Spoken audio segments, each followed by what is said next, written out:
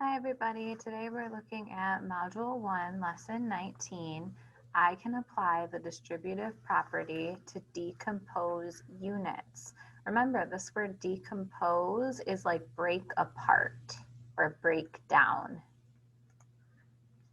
Okay, go ahead and practice skip counting by threes after pausing your screen now.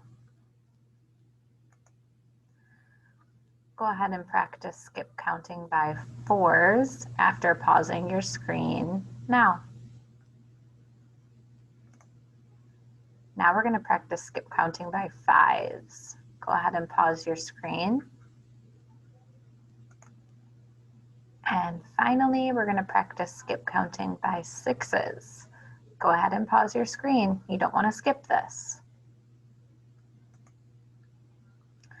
Okay, use the commutative property to fill in the table below. So what we have to think about here is what the commutative property is. Remember, the commutative property says that the two factors of the multiplication problem can be flipped and you will still get the same product or the same answer. Okay, so 5 times 2 is the same as, if we flip those two factors, it's the same as 2 times, I think I'm just going to use my pencil, 5, because all we have to do is flip the factors. So 3 times 4 is the same as 4 times 3 in the commutative property. 2 times 8 is the same as 8 times 2. And 3 times 7 is the same as 7 times 3. So all we did was flip the factors. Okay, so using the distributive property, which remember is like the break apart or break down strategy, we're going to look at how we can break this apart. So if you have 7 fours, you can break it into 5 fours and 2 fours because 5 and 2 make 7, right? So 8 threes, how can I break that apart? I could take out 5 threes. How many threes would I have left? I would have 3 threes left because 3 and 5 make 8, right? 9 twos or 9 times 2. I could break that apart by saying 5 twos, and then how many more twos would I need to make 9? Well, I know 5 and 4 make 9, so I would need 4 more twos. 6 fours, so if I broke that apart, that would be 5 fours plus 1 4. I'm going to draw this one out with a tape diagram so that you can, again, see how to use the distributive property. So 6 fours would look like this. 1, 2, 3, 4, 5, 6. Okay, that's my best tape diagram when I don't have a real pencil. And there are 4 in each. I'm thinking of this because I'm looking at this last one, 6 fours. So 6 groups with 4 in each. And the way that we broke this down was to say, if I break this after 5 fours, 1, 2, 3, 4, 5, break. Now the reason I would break is because it's easy to do a 5s fact. It's easier to do a 5s fact than a 6s fact. So 5 times 4, I can just count by 5s, right? That's easy. 5, 10, 15, 20. But then what do I have left? Just this 1. So 1 times 4 would equal 4. And then I'm just going to take these two numbers and add them together to get the product of my whole equation. So 6 times 4 equals 24. So that's kind of just an example of using the distributive property. Distributive property is the fancy name for it, but I often call it the break apart strategy, the break apart property, because When I think break apart, it just sticks in my head. So if that helps you, you could do that too. Okay, so let's look at the distributive property to fill in this table. So again, we're using the distributive property or the break apart strategy.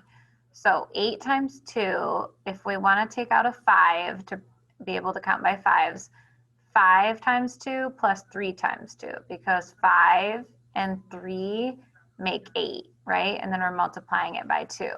So when we're going over here, let's look at what this followed. So 7 times 3, they broke that into 5 times 3, which they solved, and then 2 times 3, which they solved, and then they add these together to make this answer. So let's follow that pattern.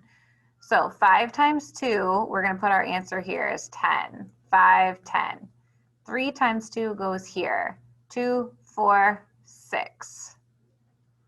10 plus 6 makes 16, which means 8 times 2 equals 16.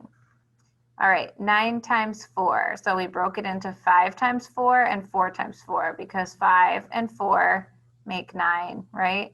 So 5 times 4, we solve it, it goes here. 5 times 4 is 20, 5, 10, 15, 20.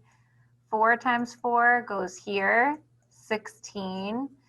If I add 20 plus 16, I'll get 36. So that means 9 times 4 is 36.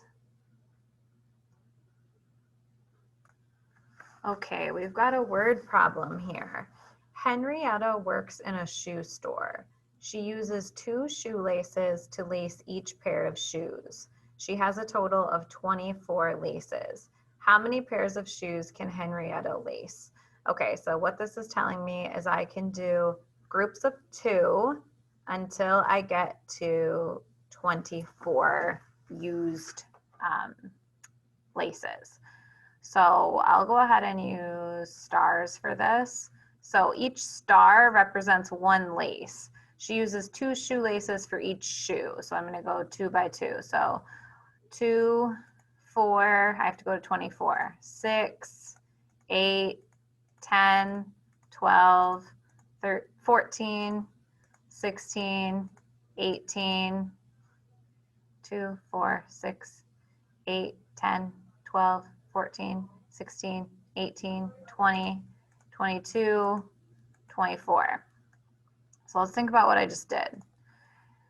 I just did 24 divided by 2, because there were 2 in each group, and we got to see how many groups did we come up with. So 1, 2, 3, 4, 5, 6, 7, 8, 9, 10, 11, 12. So 24 divided by 2 equals 12.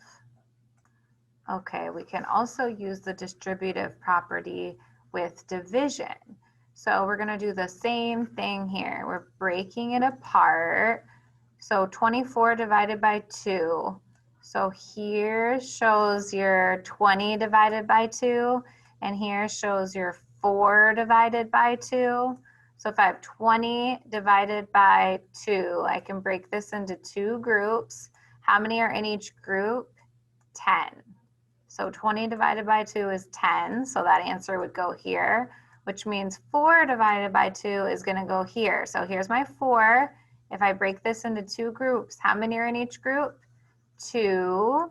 So 10 plus 2 equals 12. So that means that 24 divided by 2 after all these break apart steps equals 12. Okay, try your best on the problem set. This is a little bit of a challenging one, but you guys can do it. Feel free to watch the video more than once because it can help you. All right, good luck.